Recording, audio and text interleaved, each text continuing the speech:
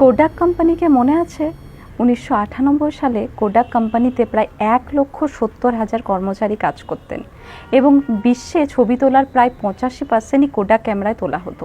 গত কয়েক বছরে মোবাইল ক্যামেরার বাড়ন্ত হওয়ায় এমন অবস্থা হয় যে কোডাক ক্যামেরার কোম্পানিটাই উঠে যায়। এমনকি কোডাক সম্পূর্ণ দেউলিয়া হয়ে পড়ে এবং এদের সমস্ত কর্মচারীকে বাধ্যতামূলক ছাঁটাই করা হয়।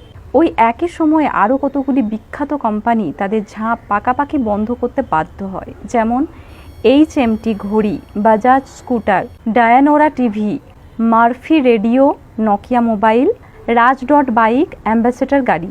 এই ওপরের কোম্পানিগুলোর মধ্যে কারোরই কোয়ালিটি খারাপ কিন্তু ছিল না। তবু এই কোম্পানিগুলো উঠে গেল কেন? কারণ এরা সময়ের সাথে নিজেকে বদলাতে পারেনি। এখনকার সময় দাঁড়িয়ে আপনি হয়তো ভাবতেও পারছেন না যে সামনের 10 বছরে দুনিয়া কতটা পাল্টে যেতে পারে এবং আজকের 70 থেকে 90% চাকরি কিন্তু সামনের 10 বছরে সম্পূর্ণভাবে বিলুপ্ত হতে চলেছে। আমরা ধীরে ধীরে ঢুকে পড়ছি চতুর্থ শিল্প বিপ্লবের যুগে। আজকের বিখ্যাত কোম্পানিগুলোর দিকে তাকান। উবার কেবলমাত্র একটি সফটওয়্যারের নাম না, এদের নিজস্ব কোনো গাড়ি নেই, তবু আজ বিশ্বের বৃহত্তম ট্যাক্সি ভাড়ার কোম্পানি হলো উবার।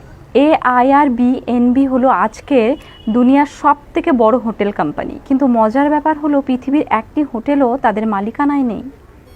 একইভাবে পেটিএম, ওলা ক্যাব, ওয়ো রুমস ইত্যাদি অসংখ্য কোম্পানির উদাহরণ দেওয়া যেতে পারে। আজকে আমেরিকায় নতুন উকিলদের জন্য কোনো কাজ নেই, কারণ BM ওয়াটসন নামে একটি আইনি সফটওয়্যার যে কোনো নতুন উকিলের থেকে অনেক ভালো ওকালতি করতে পারে। এইভাবে পরের 10 বছরে প্রায় 90% আমেরিকানদের আর কোনো চাকরি থাকবে না, বেঁচে থাকবে খালি বাকি 10%। এই 10% হবে বিশেষ বিশেষজ্ঞ। নতুন ডাক্তারদেরও চাকরি যেতে বসেছে।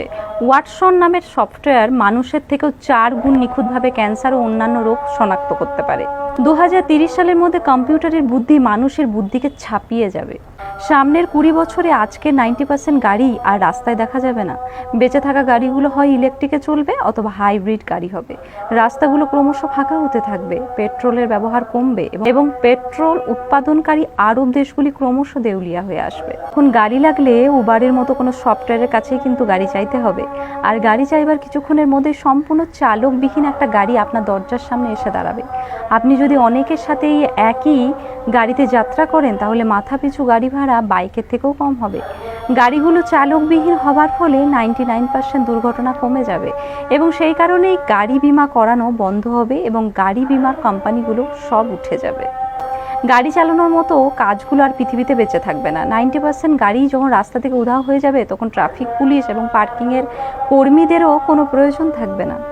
ভেবে দেখুন, আজ থেকে 10 বছর আগেও কিন্তু রাস্তার মোড়ে মোড়ে STD বুথ ছিল। দেশে মোবাইল বিপ্লব আসার পর এই সব কটা STD বুথই কিন্তু পাততাড়ি গুটাতে বাধ্য হলো। যেগুলো টিকে রইলো তারা মোবাইল রিচার্জের দোকান হয়ে গেল। এরপর মোবাইলের রিচার্জেও অনলাইন বিপ্লব এলো। ঘরে বসেই লোক অনলাইনে মোবাইল রিচার্জ করা শুরু করলো। এই রিচার্জের দোকানগুলোকে তখন আবার বদল আনতে হলো।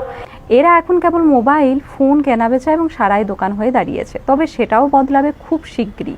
অ্যামাজন, ফ্লিপকার্ট থেকে সরাসরি মোবাইল ফোন বিক্রি বাড়ছে। টাকার সংজ্ঞাও পাল্টাচ্ছে। এক সময় নগদ টাকা আজকের যুগে প্লাস্টিক টাকায় পরিণত হয়েছে। ক্রেডিট কার্ড, ডেবিট কার্ডের যুগ ছিল কদিন আগেও, এখন সেটাও বদলে গিয়ে হয়ে যাচ্ছে মোবাইল ওয়ালেটের যুগ। পেটিএমের রমরমা বাজার, মোবাইলের এক টিপে টাকা এপার ওপার। যারা যুগের সাথে বদলাতে পারে না, যুগ তাদের পৃথিবী থেকে সরিয়ে দেয়। তাই ক্রমাগত যুগের সাথে বদলাতে থাকুন, সাফল্যকে ধরে রাখুন, সময়ের সাথে থাকুন।